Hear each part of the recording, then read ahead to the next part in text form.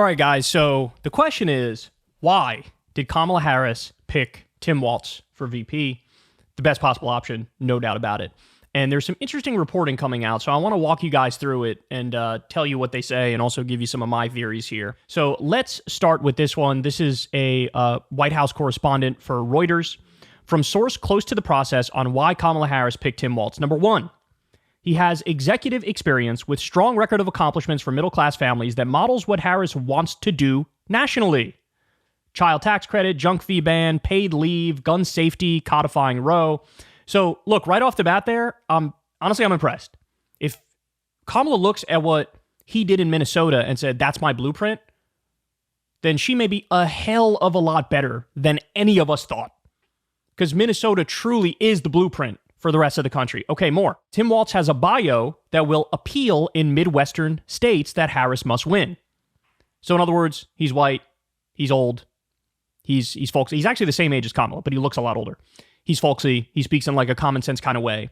The demographic is right. That's what she's saying there. Number three, other qualifications that appeal to Kamala. He's a veteran who served in the National Guard, a football coach, a hunter and gun owner, and deep connections to rural America.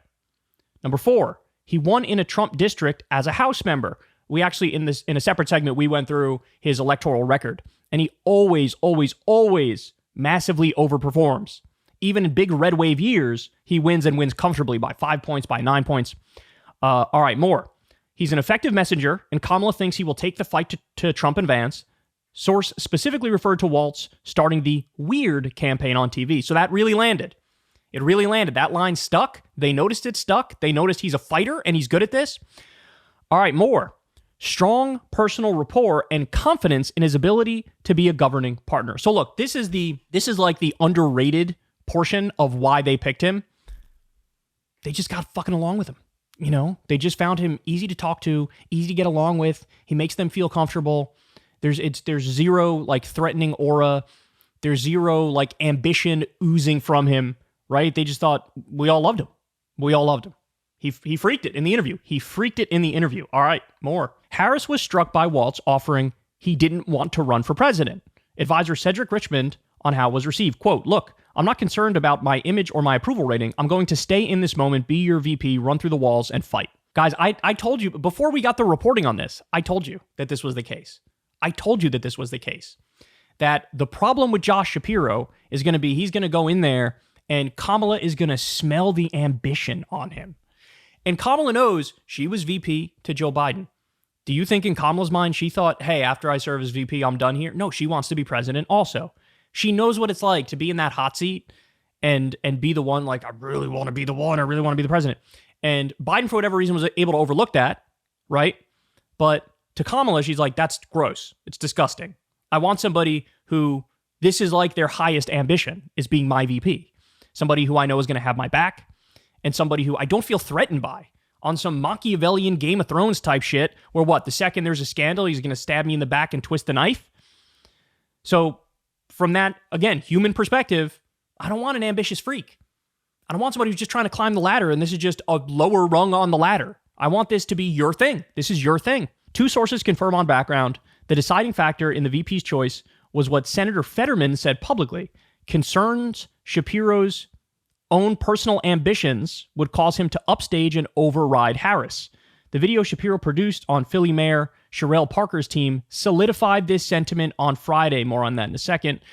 Shapiro's team was not aware Mayor Parker's office had produced the video, and there was no communication about its release between Parker and Shapiro's team ahead of time, a source familiar tells Fox.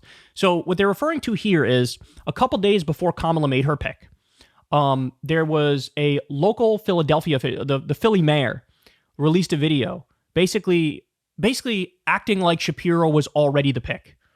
And it was like an ad that was like, we're going to support Kamala Harris and Josh Shapiro.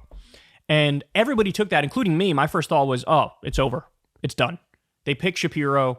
This person accidentally tweeted this ad early. It was supposed to be for next week, but they tweeted it this week. It was a mistake by a staffer. But the fact of the matter is they wouldn't run with that unless Shapiro was already the pick.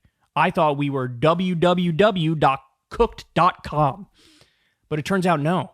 That was part of a coordinated pressure campaign from the allies of Shapiro where they wanted to create this aura of inevitability around him. Like, oh, obviously you're going to pick him. We all know you're going to pick him. And look, here's an ad. He's the one. He's the one. He's the one. You can't not pick him now. So they tried to use almost like this sly, clever pressure campaign to make it seem like she really didn't have a choice. It's got to be Shapiro. That pissed her off. And that turned her off to Shapiro because she saw it for what it was. Gross political games. Gross political games. And the personal ambition thing was a big deal. Fetterman came out and was like, look, he's very ambitious personally, right? Apparently the interview did not go very well.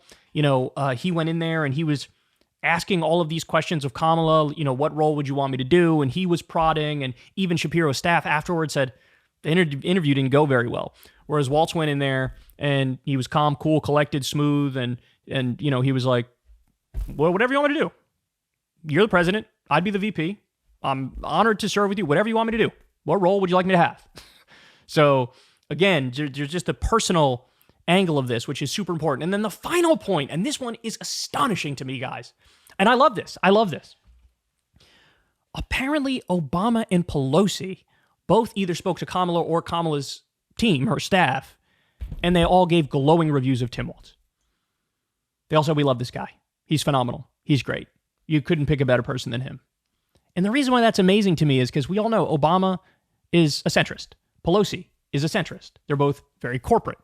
And so my default assumption is they're going to look at Tim Walz in the same way they look at fucking Bernie Sanders. And they're going to say, look, this guy's too far left. He's a social democrat. Look at the legislation. He's passed in Minnesota. The right's going to attack him viciously. For whatever reason, again, probably because he's just interpersonally a really fucking likable person, they're like, no, I like him. He's good. And so now we have, allegedly, Obama and Pelosi orchestrating Biden stepping aside. And now Obama and Pelosi getting us fucking Tim Walz. What the fuck? What world are we living in? What world are we living in? And so there you go. That's what led to it.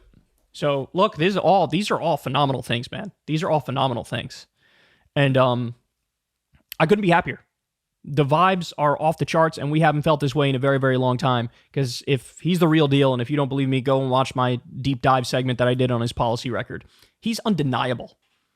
And I'm astonished she went with him. Because I was telling you guys from the beginning, my default assumption is that they're going to piss me off.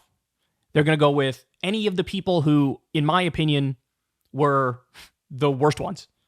Right? They were going to go with Cooper or Mark Kelly or Shapiro because those are the ones who are at the bottom of my list. Wrong. Wrong, Kyle. Never been more happy to be wrong. Hey, y'all, do me a favor and like and subscribe. It helps out big time in the algorithm. Click the bell as well for notifications when videos drop, and watch that video on screen right now. You know you want to.